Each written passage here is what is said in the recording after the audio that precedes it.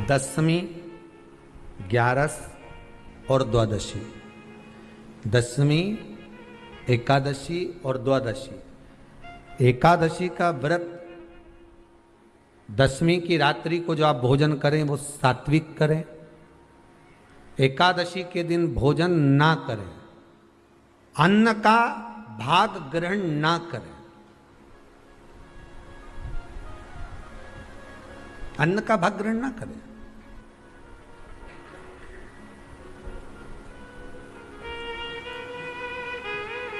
कितना सुंदर कहा है महाराज जी। यदि आपके यहां पर गौ माता है, आपके घर में अगर गौ माता विराज रही है, आपके घर में अगर गौ माता है, गाय की अगर आप सेवा कर रहे हैं, अच्छा कितना सुंदर लिखा है धेनु मानस में।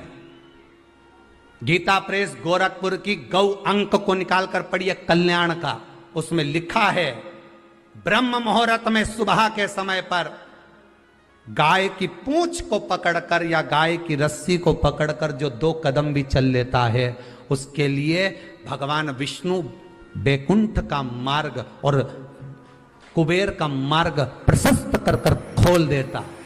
जरा पढ़िए धेनु मानस को, पढ़िए गौ अंक, पढ़िए गीता प्रेस गोरखपुर का कल्याण का अंक निकाल कर पढ़िए कि गाय का मात्र रस्सी पकड़कर 2 कदम चलने वाले के लिए मार्ग प्रशस्त हो जाता है। एकादशी के दिन अगर आपका व्रत है तो आप भूलवश भी डब्बे में रखी हुई रोटी गाय को ना देते हुए कुछ थोड़ा सा फल, फलहार, कोई केला, कोई सेब, जो आप खाते हो, अंगूर, पपीता, जो आप ग्रहण कर रहे हो, उसका थोड़ा सा भाग आप गाय को प्रदान करो। आप गाय को दीजिए।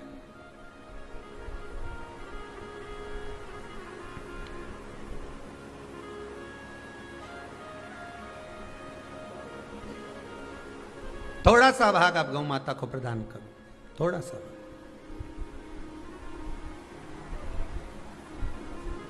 सारे व्रतों में केवल एक व्रत ऐसा होता है एकादशी का, जिसका उद्यापन पहली एकादशी पर भी कर सकते हो। सारे उद्यापन में केवल एक उद्यापन ऐसा होता है, सारे व्रतों में एक व्रत का उद्यापन ऐसा होता है, वो है एकादशी का।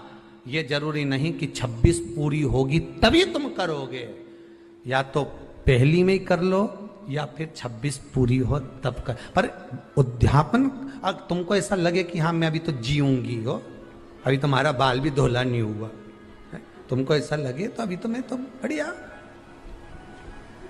तो फिर भले मत करो। पर एकादशी का नियम कह रहा है, एकादशी का यहाँ 18 नियम में से एक नियम कह रहा है कि एकादशी का उद्यापन पहली एकादशी पर भी हो सकता है, पहली पर भी कर सकता है, फिर तुम्हारा मन पड़े तब। क्यों? तो पहली पर करने से क्या फल मिलेगा? तो एकादशी की नियमावली कहती है, अगर मान लो आपने पहली एकादशी पर भी उद्यापन कर लिया, इसके बाद में जितनी एकादशी करोगे वो सारी तुम्हारे खाते में जुड़ती जाएगी। मतलब बैंक में खाता खोल लो, ठीक है? खाता खोल लिया, अब जितना कमाता जाओगा उसमें डालते जाओ, जितनी कमाई करके लाओगे उसमें जमा करते जाओ। एकादशी एक बार उद्यापन पहले में भी हो गया तो बाकी का पुण्य तुम्हारे खाते में आ जाएगा, उसका पुण्य। एकादशी का उद्यापन बड़े महीने में माघ शुक्ल एकादशी के दिन, माघ का महीना हो, शुक्ल पक्ष की, जम के बोलिए, एकादशी हो, प्रयास करना कि आप उद्यापन करें। भले 5, 10, 11, 12 जितनी एकादशी हो जाए, 26 हो जाए तो ज़्यादा अच्छी है, नहीं तो आप करें तो माघ महीने की शुक्ल पक्ष की एकादशी के दिन आप उद्यापन करें। प्रयासरत करें, प्रयास।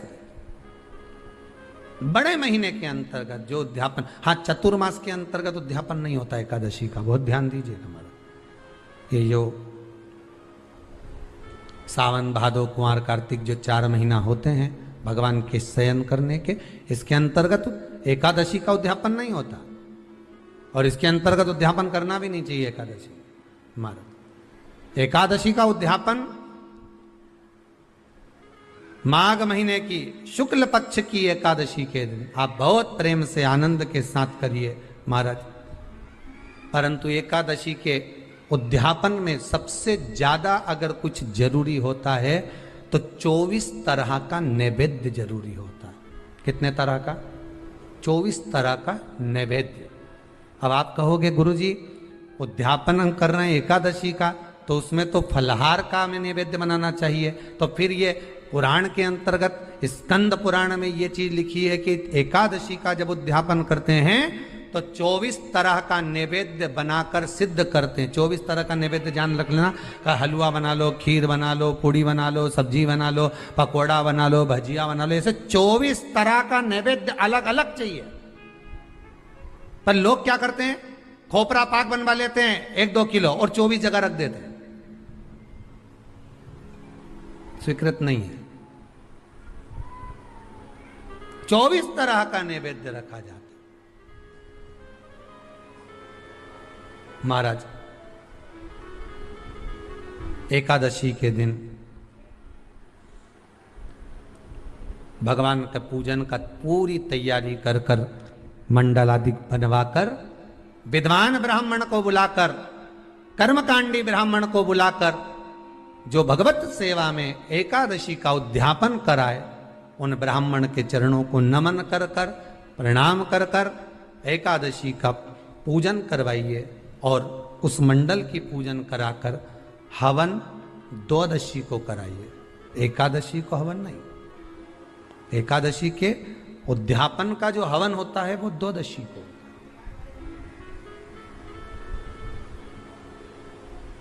एकादशी का उद्यापन द्वादशी को बड़े प्रेम से आप खूब आनंद से हवन पूजन कराओ। पूजन कराने के बाद, हवन कराने के बाद 26 जोड़े ब्राह्मण ब्राह्मणी के बुलाकर भोजन कराकर उनको भाव से जो आप समर्पित कर सकते हो, जितनी आपकी सामर्थ्यता हो, उस सामर्थ्यता के अनुसार आप दान धर्म पुण्य करो, आप उन्हें प्रदान करो। और बन सके तो एकादशी की रात्रि को भी जागरण करें और द्वादशी के दिन जिस दिन हवन करें उसकी भी रात्रि को कुछ जागरण करें। जागरण का मतलब पहले भी कथा में कहा, प्रदोष की कथा में वर्णन किया था। हम ये नहीं कहते कि तुम पूरी रात जगो, हमारा तो निवेदन है 15 मिनट का करो, आधे घंटे का करो, 20 मिनट का करो, पर रात्रि के समय थोड़ी देर अगर एकादशी का उद्यापन कर रहे हो तो जागरण थोड़ी सी देर अवश्य करें। नहीं कर सकते अकेले बैठकर राम नाम जप लें, भजन कर ले, पर करो। सबसे पहला नियम एकादशी व्रत का, सबसे पहला नियम है कि आप जिस दिन व्रत करो उसके एक दिन पहले भक्ति का संचार इस हृदय में कर लो। भक्ति का संचार इस हृदय में कर लीजिए। जिस दिन आप व्रत करो, जैसे एकादशी का व्रत कर रहे हो तो दशमी के दिन शाम का समय जब आवे, रात्रि जब होने लगे, शाम का समय आवे और रात्रि का आप जब भोजन ग्रहण करो तो उस भोजन में कोई ऐसा पदार्थ ग्रहण मत करिए जिस पदार्थ के कारण आपकी एकादशी बिगड़ जाए।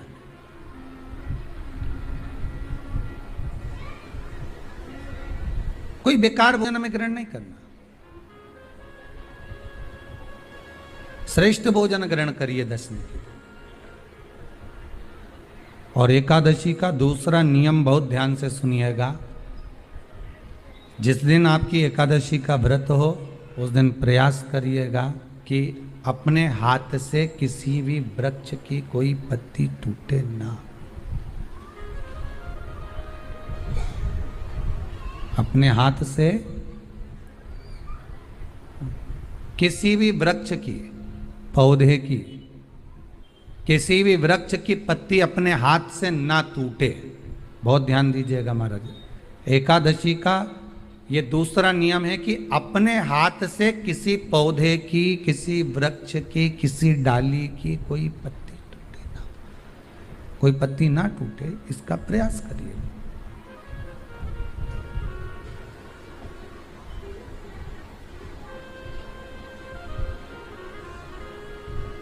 कितना सुंदर व्याख्यान कहा है, कितना सुंदर वर्णन है महाराज, कि मात्र एकादशी का व्रत कर लेने पर, मात्र एकादशी का व्रत कर लेने पर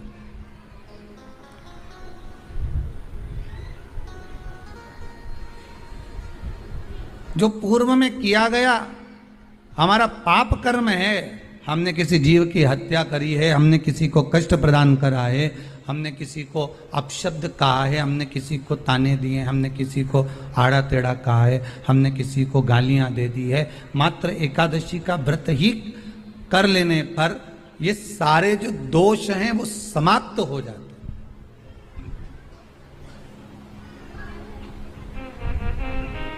सारे दोष हमारे समाप्ति पर आ जाते हैं।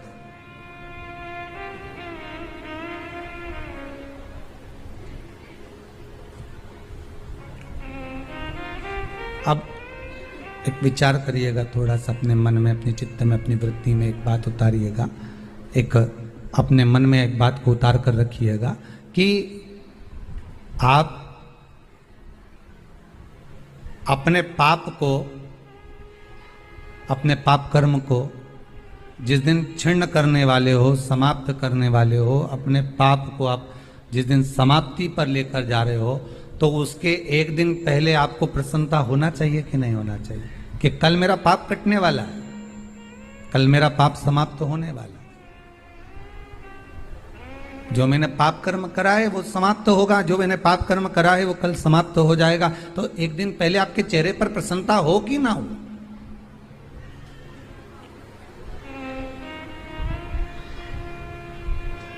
और चेहरे पर वो प्रसन्नता आपके आना चाहिए कि कल मेरा एकादशी का व्रत है, आज दशमी है, कल एकादशी का व्रत है, तो कल मेरी जब एकादशी का व्रत रहेगा तो मेरा ना जाने कितना कितना पाप, कितना कितना असत्य, कितना कितना झूठ, कितना कितना प्रपंच वो समाप्त हो जाएगा। इसमें मुझे प्रसन्नता हो, इसमें मुझे आनंदता हो।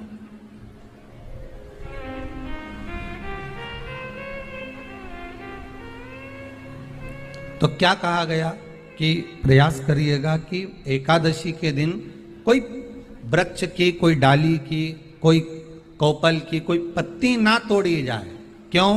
तो कहा अगर उस पत्ती को हम तोड़ देते हैं, वृक्ष की पत्ती को या क्यारे में लगी हुई कोई डाली की पत्ती को हम तोड़ देते हैं तो एकादशी का पुण्य फल प्राप्त नहीं होता, एकादशी का कोई फल हमारे खाते में नहीं जाता, पुण्य फल प्राप्त। अब फिर भले तुम चाहे तुमने मोरधन खाया हो, चाहे तुमने फिर चिप्स खाई हो, चाहे तुमने फिर व्रत का कितना ही सामान खा गए हो और तुमने सोचा कि आज मेरी एकादशी है, तो फिर उसका कोई फल प्राप्त नहीं है, उसका कोई सुख प्राप्त नहीं है आपको, फिर उसका कोई आनंद प्राप्त नहीं है आपको, तो उसमें कोई आनंद की अनुभूति आपको नहीं मिल रही। को याद रखिए, गौदान और एकादशी, श्रीमद वल्लभाचार्य जी ने मायावत का खंडन करा था जगन्नाथपुरी में, और श्रीमद वल्लभाचार्य जी ने कहा था एकादशी मरने के बाद मत दो, एकादशी जीते जी दो। कहा था कि नहीं कहा था? जीते जी दान करिए। इसलिए जगदीश में, जगन्नाथपुरी में एकादशी उल्टी लटकी हुई है। करें आपने दर्शन? जगदीश में एकादशी को उल्टा लटकाया। क्यों? क्योंकि वल्लभ ने कहा कि एकादशी जीते जी दो। कई पंडितों कहते हैं तुम्हारे दादाजी मर गए, जब 12वें का दिन होता है ना तो पंडित जी संकल्प छुड़ाते हैं, दो एकादशी। बड़े बेटे ने 5 दे दी, छोटी बहू ने 3 दे दी, उसने 2 दे दी, उसने 2 दे दी, तो क्या तुम्हारे दादाजी भिखारी थे जो तुम्हारी एकादशियां लेकर जाएंगे? और तुम कौन होते हो दादाजी को एकादशी देने वाले? तुमने कौन सा इतने पुण्य कर लिए जो तुमने एकादशी दे दी? एकादशी के दान की महत्वता श्रीमद वल्लभाचार्य जी ने कहा कि कोई व्यक्ति अगर खटिया पर सड़ रहा है, पलंग पर तड़प रहा है, हॉस्पिटल में पड़ा हुआ है, तो निवेदन है कि उसको देखने जाओ तो अपनी करी हुई एकादशी में से 2 एकादशी का दान उसको तुरंत दे दो। क्यों? तो जिससे उसको मोक्ष मिल जाए, मरने के बाद नहीं। क्योंकि मरने के बाद तो वो 10वें के दिन, गरुड़ पुराण में लिखा है 10 दिन तक जीवात्मा घर की अटारी पे रहती है। कितने दिन? 10 दिन। 10 दिन के बाद जीवात्मा चली जाती है। कहां जाती है? उसको जहां जाना है। 3 दिन में उसको भोग भोगना पड़ता है जीवात्मा को। 3 दिन नरक का भोग भोगती है, उसके बाद स्वर्ग का भोग भोगती है। 18 दिन में ये प्रोसेस पूरी हो जाती है। कितने दिन? 18 दिन। 18 दिन के बाद में उस जीवात्मा को धान के खेत में पटका जाता है। किसके खेत में? धान के, चावल के खेत में। इसलिए कहते हैं एकादशी के दिन चावल मत खाओ। कहते कि नहीं कहते? और क्या कहते हैं? द्वादशी के दिन चावल खाना जरूरी है। एकादशी का पालना करना है तो द्वादशी को चावल का एक ग्रास खाओ, तब द्वादशी को चावल खाओगे तो एकादशी लगेगी। चावल नहीं खाओगे तो एकादशी नहीं लगेगी। द्वादशी को चावल खाना जरूरी है। क्यों कहते हैं? क्योंकि धान के खेत में जीव को छोड़ा जाता है, उस धान के खेत में, चावल के खेत में जीवात्मा रहती है, उसको चिड़िया खाती है तो चिड़िया के रूप में जन्म लेता है, मनुष्य खाता है तो मनुष्य के रूप में जन्म लेता है। इसलिए एकादशी के दिन चावल नहीं खाया जाता, क्योंकि एकादशी के दिन हम चावल खाएंगे तो जीव हत्या का दोष लग जाएगा। फिर कब खाना है? द्वादशी के दिन। द्वादशी के दिन क्यों खाया जाता है? क्योंकि हम एकादशी के व्रत करे रहते हैं और पहला घासा जब चावल का खाते हैं तो अपनी करी हुई एकादशी का पुण्य, जितने जीव हमारे मुंह में जाते हैं उनको उसका पुण्य मिल जाता है और उनका फिर जन्म नहीं होता, वो तर जाते हैं, उनको एकादशी का भाग मिल जाता है। इसलिए कहते हैं एकादशी को चावल मत खाओ, पर द्वादशी को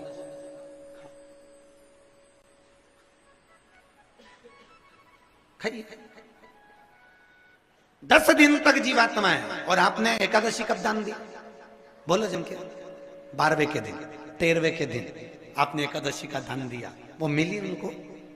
अरे बोलो अच्छे से। कई तो अभी तक कर रही होगी, हमारे दादाजी के निमित्त की कर रहे हैं, कर ले।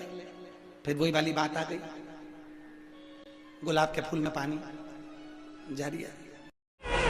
एकादशी के दिन शंकर भगवान को चावल का दाना चढ़ाना चाहिए कि नहीं चाहिए?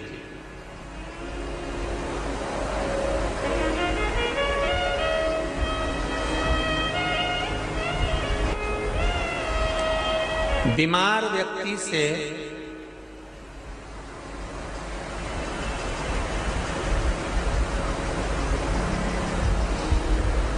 कोई बीमार व्यक्ति है, बहुत रोगीला, उसको बहुत रोग है, शुगर है, बीपी है, थायराइड है, सब कुछ है उसको, और वो रोगीला व्यक्ति जब डॉक्टर के पास जाकर पूछे, डॉक्टर साहब मेरी तबीयत ठीक नहीं रहती है, मैं बहुत कष्ट में रहती हूँ, बहुत तकलीफ है शरीर में, और अभी सावन का महीने का व्रत आ रहा है डॉक्टर साहब, 1 महीना में व्रत करती थी पहले, करूं कि नहीं करूं? तो डॉक्टर साहब क्या बोलेंगे? बोलते जाओ जरा जम के। डॉक्टर बोलेगा कि आप व्रत मत करो। डॉक्टर एक बात कहेंगे,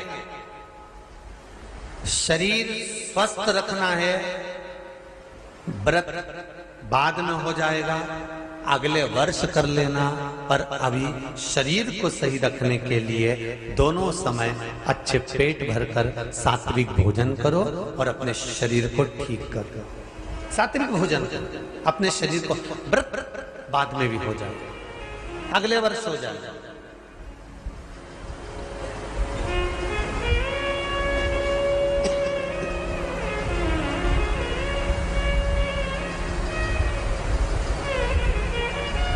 अभी तुम थोड़ा सवेरे 2 बिस्कुट ले लिया करो, सुबह नाश्ता ले लिया करो, भोजन ले लिया करो, फिर दोपहर में कुछ हल्का फुल्का लेकर थोड़ी थोड़ी देर में खाते रहना चाहिए हो।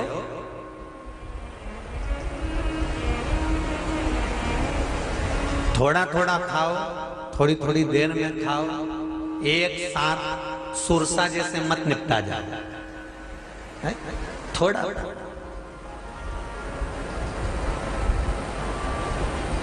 ज्यादा खाओगे और ज्यादा कमाओगे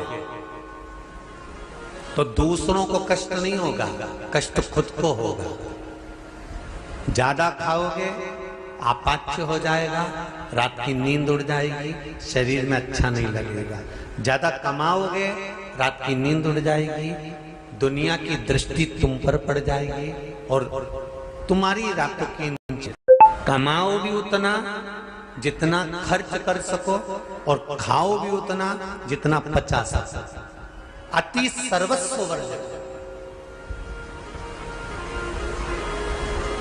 डॉक्टर कहेंगे ये तुम्हारा व्रत जो है ना अगले साल कर लेना, इस साल मत करिए, इस साल तो आराम से भोजन वोजन करो तुम लोग, बढ़िया प्रेम से खाओ पिए। तो उसी तरह किसी ने पूछा कि चावल का दाना एकादशी पर भगवान शंकर को चढ़ा सकते, चावल का दाना शंकर जी को चढ़ाते क्यों है, पहले तो वो समझ लो।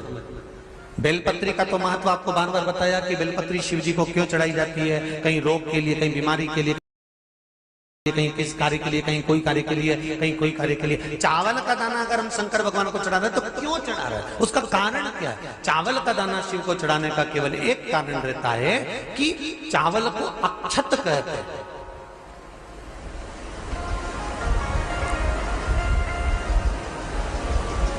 अक्षत का मतलब होता है अक्षय।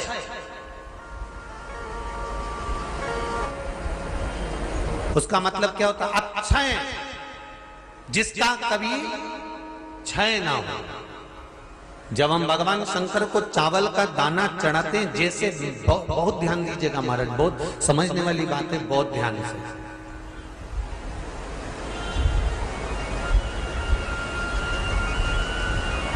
चावल का दाना हमारे मस्तक पर तिलक करने के बाद पंडित जी क्यों लगाते हैं कि भगवान जैसा समय आज चल रहा है, आप पूजन कर रहे हो, पाठ कर रहे हो, दान कर रहे हो, पुण्य कर रहे हो, सत्कर्म कर रहे हो, भजन कर रहे हो, मेरा देव अधिदेव महादेव, मेरा नारायण, मेरा सत्यनारायण भगवान, मेरा राम जी, मेरा विष्णु जी, मेरा भागवत मैया, मेरी रामायण मैया, ब्राह्मण मस्तक पर तिलक लगाने के बाद चावल इसलिए लगाता है कि जैसा समय आज चल रहा है, भगवान तुमको ऐसा ही समय बनाकर रखे और तुम ऐसे ही चार चांद लगाते रहो, दान पुण्य संकीर्तन करते रहो, इसलिए मस्तक पर चावल का दाना लगाया जाए।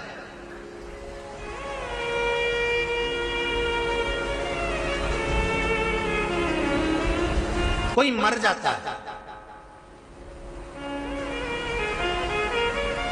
मरने के बाद जब तक पगड़ी नहीं होती तब तक माथे पर तिलक,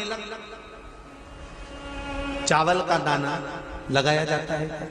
जम के बोलो जरा, नहीं लगाते। किसी पंडित जी से पूछो, ब्राह्मण देवता से पूछो, ब्राह्मण देवता ये कोई मर गया और हमारा तो नियम है कि हम सिर पे तिलक लगाते हैं, चावल लगाते हैं, या पंडित जी से हम तिलक लगवाते हैं, मंदिर जाते हैं तो मंदिर में जाके तिलक लगवा के हम चावल का दाना लगवाते हैं, क्यों नहीं लगाते? उसका कारण क्या है? जब किसी के मरने के बाद 10 दिन तक, 12 दिन तक मस्तक पर तिलक क्यों नहीं लगाया जाता? 10-12 दिन तक माथे पर तिलक या चावल क्यों नहीं लगाया जाता? उसका कारण है कि ये जो समय आया है, तुम्हारे यहाँ जो गमी हुई है, तुम्हारे यहाँ कोई मर गया है, तुम्हारे यहाँ किसी के प्राण छूट गए हैं, तो ब्राह्मण इसलिए तिलक नहीं लगाता आपको, इसलिए चावल का दाना नहीं लगाता कि ऐसा दिन भगवान अब ना लाए, इसको अमर ना करे, इसको अक्षय ना करे, इसको प्रबल ना करे। और जब चावल का दाना, तो यहां शिव महापुराण की कथा करी, चावल का दाना हम शिव जी को क्यों चढ़ाते हैं, भगवान को क्यों समर्पित करते हैं, भगवान की पूजन में अक्षत क्यों समर्पित करते हैं, चावल क्यों समर्पित करते हैं, उसका कारण क्या है? तो कहा आज मैंने जब चावल का दाना आपको समर्पित करा है, जिस भाव से, जिस विश्वास से, जिस श्रद्धा से, जिस मन से मैं आपको रिझा रही हूं, हे भोलेनाथ मेरी ये मनोकामना पूर्ण कर, इसको अक्षय कर देना, इसको अमर कर देना, बस इतनी कृपा आप कर। अब किसी ने पूछा एकादशी के दिन चावल चढ़ाए कि नहीं चढ़ाए, तो यहां तो सीधी सीधी बात है, बीमारी देखकर थोड़ी ना आती है कि नवरात्र चल रहे हैं कि सावन का सोमवार चल रहा है, बीमारी तो बीमारी। तुम चावल मत खाओ। तिरुपति कौन कौन गया? हाथ उठाओ। ठीक है। जगन्नाथ जी कौन कौन गया? हाथ उठाओ। हाँ ठीक है। द्वारका जी कौन कौन गया? हाथ उठाओ। ठीक है। बद्रीनाथ कौन कौन गया? हाथ उठाओ। ठीक है। एकादशी के दिन कभी तुम बद्रीनाथ चले जाओ, एकादशी के दिन तुम द्वारका चले जाओ, एकादशी के दिन तुम तिरुपति चले जाओ, एकादशी के दिन तुम जगन्नाथ चले जाओ, एकादशी के दिन तुम्हारी मर्जी पड़े भगवान के किसी धाम में चले जाओ और भगवान को भोग लगाओ और उनकी थाली को झांक कर देखना, उसमें चावल जरूर मिलेगा। उसमें ऐसा नहीं है कि चावल नहीं मिलेगा। बद्री नारायण में भगवान को चावल का भोग लगा हुआ मिलेगा, द्वारका में चावल का भोग लगा हुआ मिलेगा, आपको जगन्नाथ में चावल का भोग लगा हुआ मिलेगा, तिरुपति में मिलेगा, द्वारकाधीश में मिलेगा, नाथद्वारा में मिलेगा, सांवरिया सेठ में मिलेगा, काकरोली जी में मिलेगा। आप जहां जाओगे वहां पर एकादशी के दिन भगवान को चावल आएगा, क्योंकि भगवान के लिए परहेज नहीं है। जो काम में डूबा हुआ है, जो आसक्ति में डूबा हुआ है, जो लोभ में डूबा हुआ है, जो वासनाओं में डूबा हुआ है, जो तृष्णा में डूबा हुआ है, और जो माता के गर्भ से जन्म लिया, एकादशी के दिन चावल उसको नहीं खाना। बहुत सुंदर संवाद है, ध्यान दीजिएगा। जिसके घर में कमाने वाले 2-4 हैं, पैसा तो आ रहा है पर घर में टिक नहीं रहा, डॉक्टर में, पुलिस में, एक्सीडेंट आदि में, कहीं गलत जगह पर व्यसन में अगर पैसा जा रहा है, जुए में, मांसाहार, मदिरा पान, या कहीं आया पैसा आने में कमी नहीं, आ रहा है पर टिक नहीं रहा, रुक नहीं रहा। कोई मांगने आ गया, दे दिया, फिर वहां से अपने पास नहीं आ रहा, अपन कह रहे हैं भैया हमारा पैसा लौटा दो, नहीं आ रहा। तो महाराज शिव महापुराण की कथा कहती है, एकादशी के दिन गंगा के जल में मात्र 7 बेलपत्री डालकर जो नंदीश्वर भगवान अर्थात जो शंकर जी के शिवलिंग के सामने नंदी होता है, उस नंदी के चरण पर गंगा का जल चढ़ाकर बेलपत्री शिव पर समर्पित कर देता है, उसके घर में रुपया रुकना चालू हो जाता है, फिर वो गलत जगह पर नहीं जाता, गलत स्थान पर वो धन जाएगा ही नहीं। बेटा अगर व्यसन में पड़ा हुआ है, मदिरा पान में पड़ा हुआ है, मांसाहार में, जुए आदि में जा रहा है, तुम्हें लग रहा है कि मेरा बेटा गलत मार्ग पर जा रहा है, ये मित्र दोस्ती गलत हो रही है, वो सही जगह पर आ जाए। करना है एकादशी। जिस दिन आपका एकादशी का व्रत रहेगा, जिस दिन आपकी प्रदोष रहेगी, जिस दिन आप सोमवार का व्रत करोगे, संकट सोमवार करोगे, जन्माष्टमी करोगे, रामनवमी करोगे, जिस दिन आपका व्रत रहेगा, आपको वैसे दिन कभी क्रोध नहीं आएगा, पर जिस दिन तुमने व्रत रखा, साधना करी, तप करा, पूजन करा, आराधना करी, उस दिन तुमको क्रोध जरूर आएगा, चिड़चिड़ प्रवृत्ति हो जाएगी। तो कई लोग कहते हैं भूखी होगी इसलिए क्रोध कर रही होगी।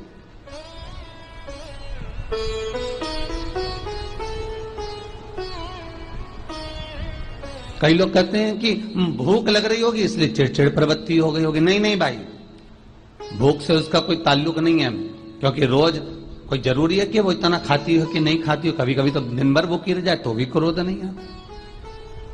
उसका कारण केवल इतना सा है कि उसका जो भजन का तेज पुंज है, उसके भजन का जो तप साधना है, वो इतनी प्रबल हो जाती है कि देवताओं को, इंद्र को बोलना पड़ता है कि इंद्र इसने 16 सोमवार कर लिए, इंद्र इसने मंगलवार कर लिए, इंद्र इसने ये व्रत पूरे कर लिए, और अगर इसके व्रत ये पूरे हो जाएंगे तो वर देने के लिए जाना पड़ेगा।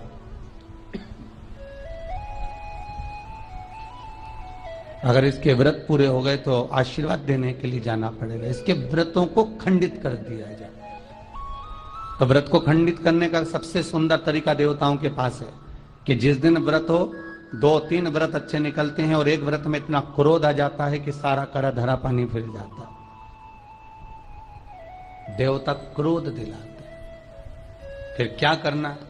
तो शास्त्र कहता है कि जिस दिन आपका व्रत है उस दिन एक काम जरूर करना कि भगवान का मंत्र जाप कर कर, भगवान का स्मरण कर कर, कटोरी में जल लेकर, पात्र में जो जल रखा हो, पूजन पाठ करते समय, स्मरण करते समय वो जल का पान अवश्य करें।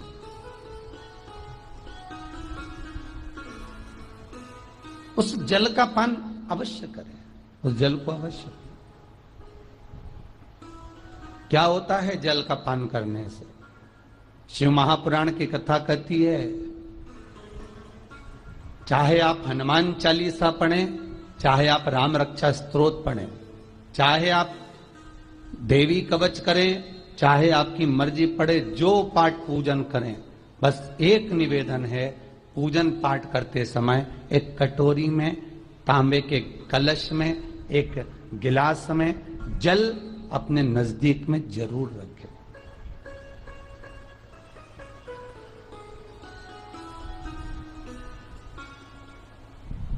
क्या होगा उससे?